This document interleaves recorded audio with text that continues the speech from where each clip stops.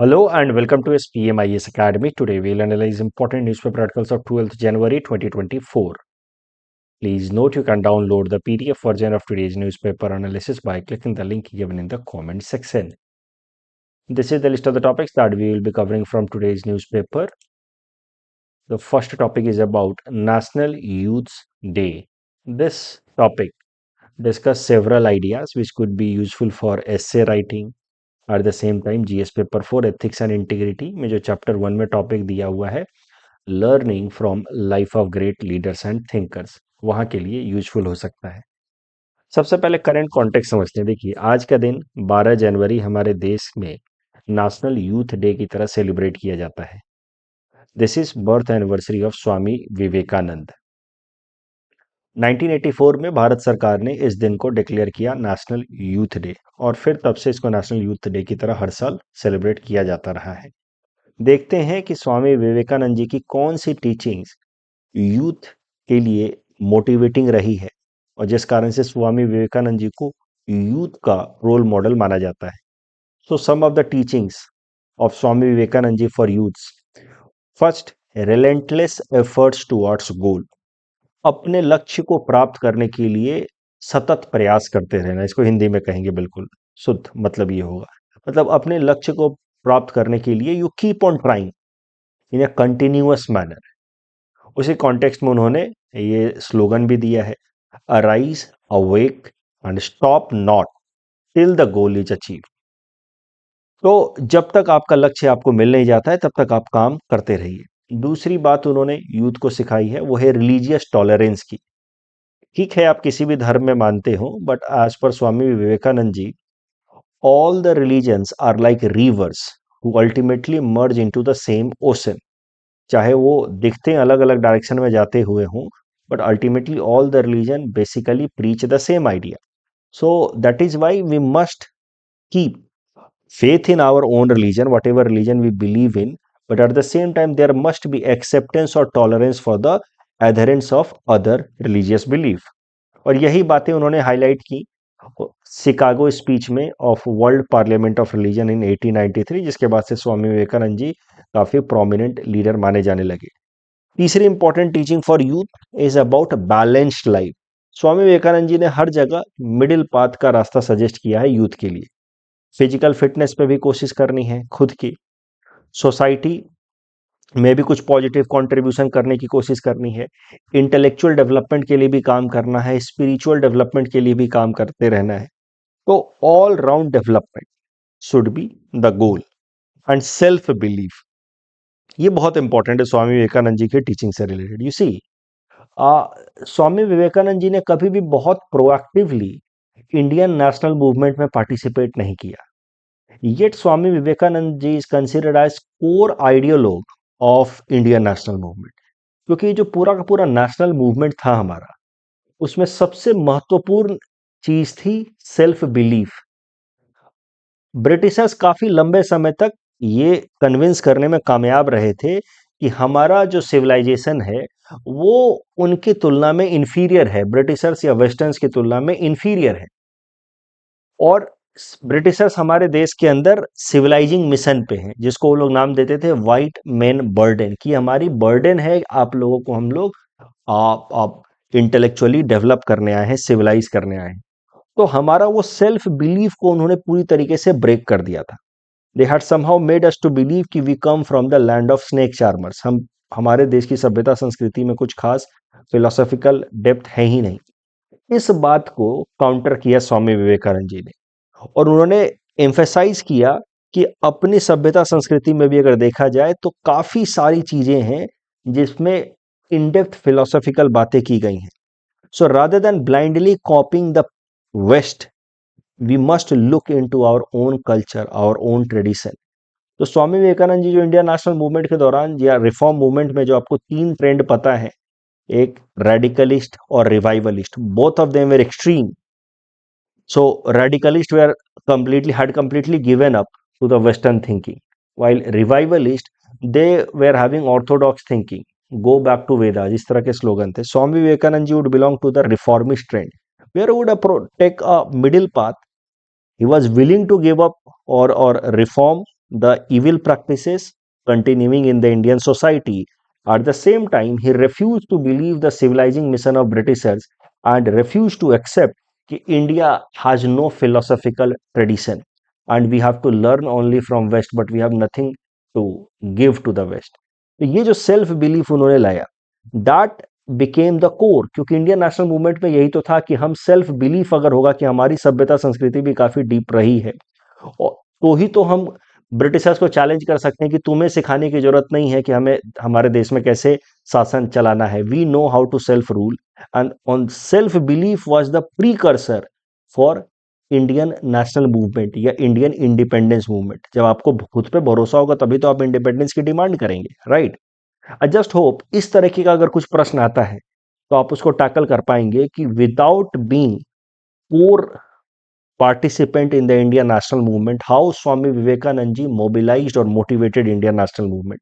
वहां पे आपको डेवलप करना अपना आंसर अराउंड सेल्फ बिलीफ. एक और स्लोगन उन्होंने दिया है, youth to have muscles of iron, nerves of steel and minds like thunderbolt. Then only we realize the dream of making Bharat a Vishwaguru once again. स्वामी विवेकानंद जी के जीवन से जुड़ी जो सबसे महत्वपूर्ण इवेंट है वो है वर्ल्ड रिलीजियंस पार्लियामेंट. देखिए 1893 में शिकागो में, यूएस शिकागो में एक कॉन्फ्रेंस बुलाई गई जिसको नाम दिया गया पार्लियामेंट ऑफ वर्ल्ड रिलीजन, जहां पे दुनिया के अलग अलग रिलीजन्स के एक्सपर्ट्स को बुलाया गया ताकि वो अपने अपने रिलीजन्स के बारे में लोगों को बता सके. सो अलग अलग धर्म से लोग आए, जैसे Jain preacher Virchand Gandhi ji, Buddhist preacher Anagarika Dharmpal.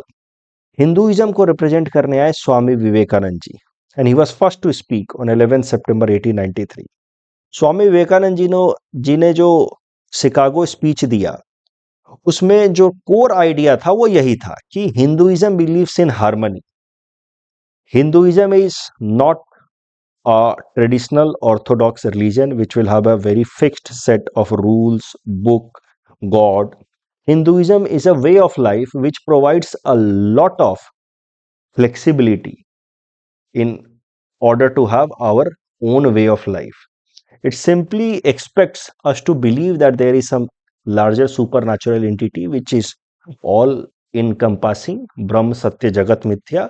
Apart from that, in this material world, different people can have different way of life. So Hinduism is very tolerant. That is the essence of Hinduism. This is what Swami Vivekananda ji said. And in that context, he says that all other religion also must believe in similar manner, because all religion are like rivers moving in several different directions. Ultimately, they merge into one same big ocean. तो world harmony की उन्होंने बात की, peaceful को existence की बात की. Also talked about maintaining individuality at the same time accepting global developments. स्वामी विवेकानंद जी जब यूएस में थे तो वहां पे उन्होंने जब वो शिकागो वर्ल्ड पार्लियामेंट रिलीजन में गए थे तो वहां उन्होंने काफी सारे वर्कर्स से भी बातचीत की, लेबर क्लास के लोगों से बातचीत की. उनसे उन्होंने पूछा कि आप धर्म के बारे में क्या सोचते हैं. तो लेबर्स का रिप्लाई कुछ ऐसा था, we do not know much, we just go to the church. मतलब साहब जैसा बहुत ज्यादा ऐसा धर्म वगैरह में नहीं है हमारा भरोसा, संडे के संडे चर्च में चले जाते हैं. तो वहां से स्वामी विवेकानंद जी को एक बात समझ आई कि क्यों वेस्टर्न सोसाइटीज इतने डेवलप्ड हैं. Because people have not given over importance to religion and religious belief. धीरे धीरे उनको ये बात समझ आने लगी कि in the name of spirituality in the eastern societies like India there have been over emphasis on religion and spiritual thinking, and that has become the main reason behind our material backwardness. जबकि western society is giving over importance to materialism, वो भी एक problem है. they are neglecting spiritualism, but वहां पे labour class का ये attitude उनको ठीक लगा कि ठीक है साहब बहुत ज्यादा हम रिलीजन की चर्चा नहीं करते हैं, रिलीजन के लिए क्या है, संडे को एक बार चर्च चले जाते हैं, we go to the church one Sunday. तो स्वामी जी रियलाइज्ड कि how conscious Americans were about socio economic conditions than about religion. They were more conscious about the socio economic things rather than religion. फिर उस context में स्वामी जी ने एक important quote दिया है, it is bread that suffering millions of burning India cry out with parched throats. It is an insult to starving people to offer them religion. This statement is very important, ये पूछा जा सकता है essay में भी।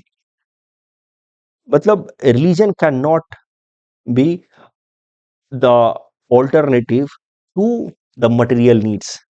Of course, religion is required for intellectual development, spiritual development, but that cannot be alternative to material needs. So, a person needs to fulfillment of both needs, material या physical as well as intellectual and spiritual needs.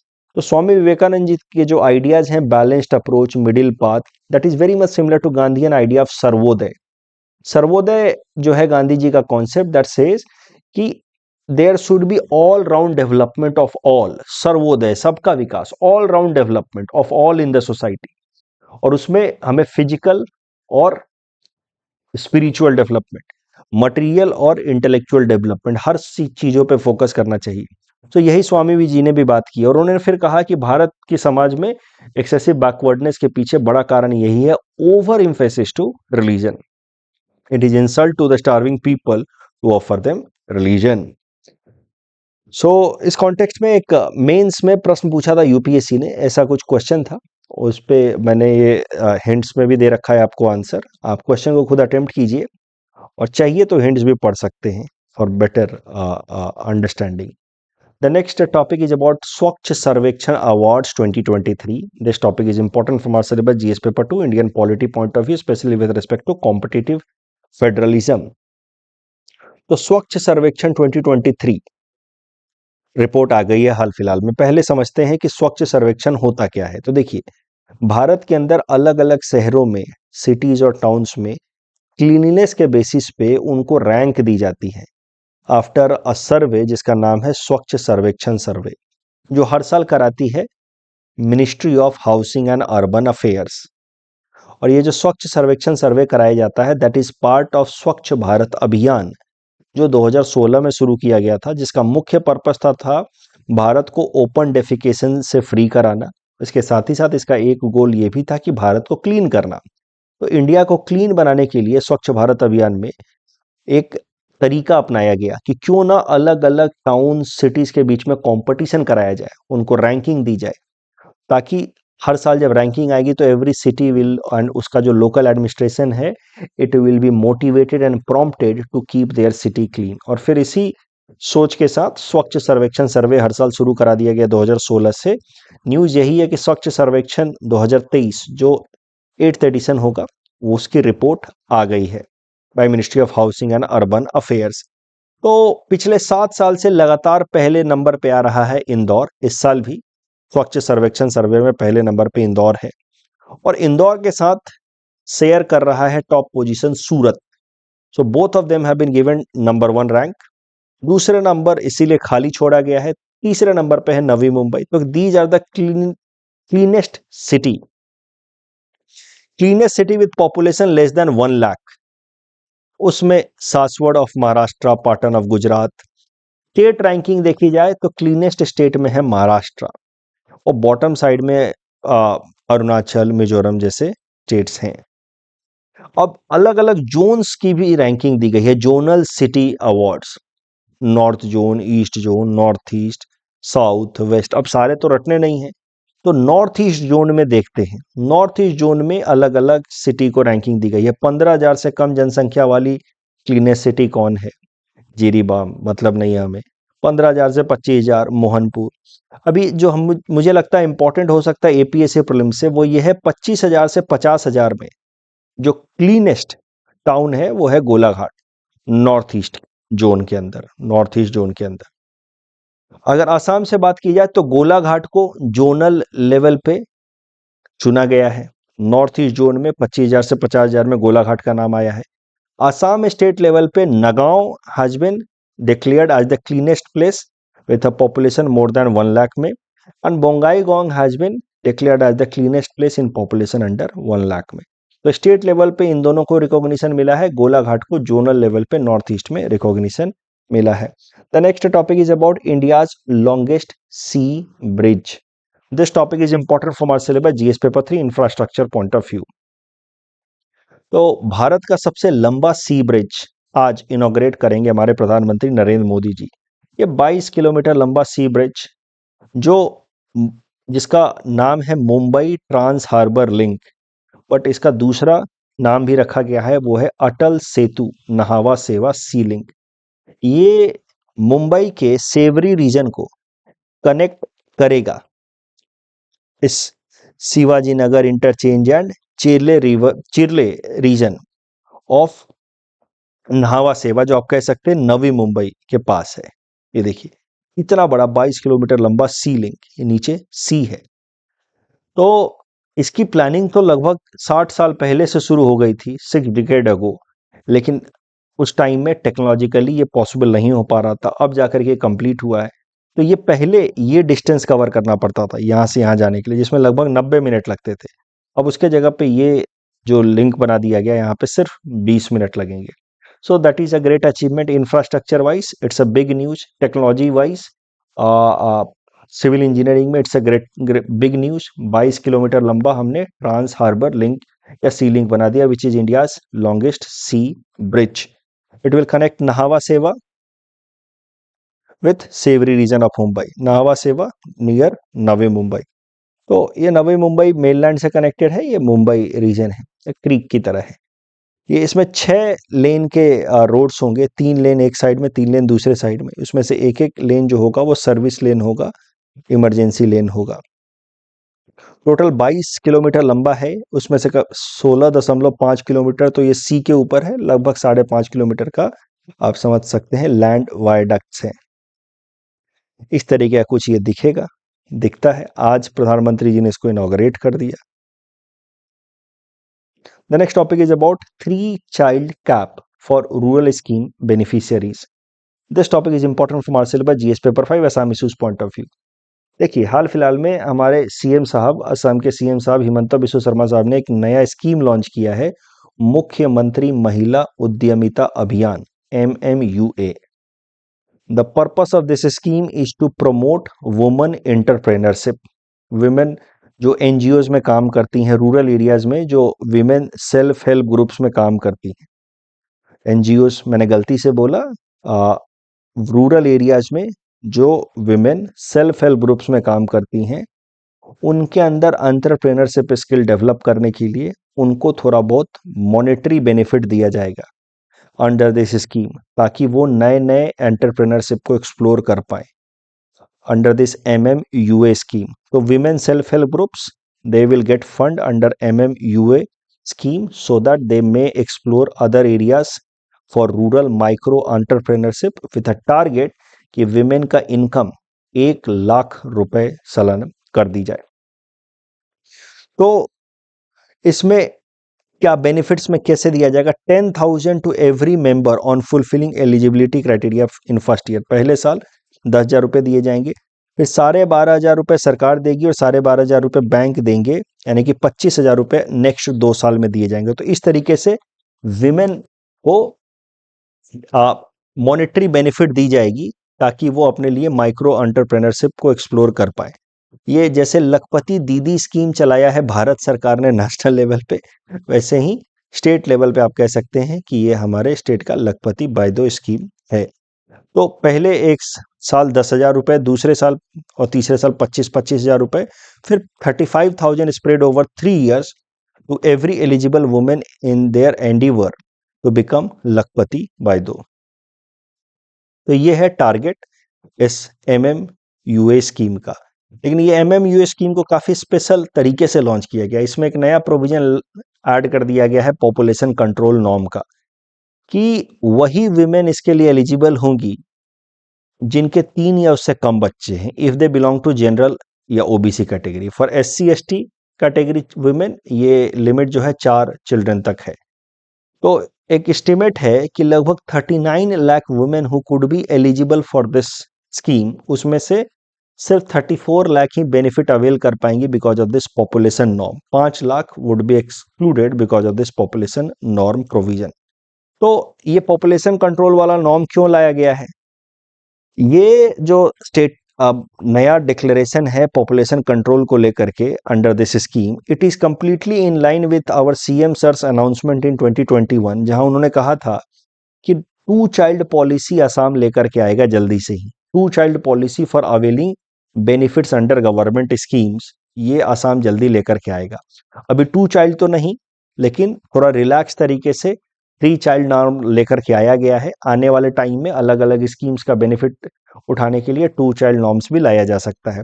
Moran मोटोक T tribe community जो अभी ST status demand कर रहे हैं, उनको अभी exemption दिया गया है, उनको भी 4 चाइल्ड का 4 चाइल्ड कैप अलाउ किया गया, though they have not officially got ST status. एक मजेदार बात यह है कि apart from population control norms, 2 norms और ऐड किए गए हैं if one has to avail benefit under this scheme. पहला, if the beneficiary has a girl child then the child must be enrolled in a school. अगर बच्ची है आपकी तो बच्ची स्कूल जरूर जानी चाहिए, और बच्ची है लेकिन स्कूल जाने की उम्र में नहीं है तो आपको एक अंडरटेकिंग साइन करके देना होगा कि जब उसके स्कूल जाने की उम्र होगी तो आप उसको स्कूल भेजेंगे। दूसरा, ट्रीज जो प्लांट करे हैं आपने अमृत वृक्ष आंदोलन में, इस साल आपको पता अमृत वृक्ष आंदोलन चलाया गया, बहुत सारे ट्रीज प्लांट किए गए, तो आपको इंश्योर कराना है कि वो ट्रीज सर्वाइव करें, तभी जाकर के आपको इस स्कीम के अंदर बेनिफिट मिलता रहेगा। ये जो बेनिफिट्स हैं कि पहले साल 10,000, फिर 2 साल तक 25,000, ये तभी मिलेगा जब आपका ट्री लगाया हुआ जो अमृत वृक्ष आंदोलन के अंदर जिंदा है। So these two are good example of nudge policy, कि how the activities of people are channelized in the desirable direction without forcing or coercing them. The next topic is about शिल्पी सम्मान। तो छोटा सा न्यूज है, PT perspective से important है। असम साहित्य सभा ने ज्योति प्रसाद अग्रवाल शिल्पी सम्मान के लिए चुना है इस साल एमिनेंट म्यूजिशियन रमेन चौधरी जी को। पीटी फैक्चुअल न्यूज है, याद रखिएगा। कल जो हमने आपको प्रैक्टिस क्वेश्चन दिया था, ग्रेट निकोबार से सबसे नजदीक सुमात्रा है, इसमें से कौन एग्जाम्पल नहीं है सनराइज इंडस्ट्री का? Answer would be paper industry and jute, they are basically sunset industry. That's all from our side for today, thanks for watching.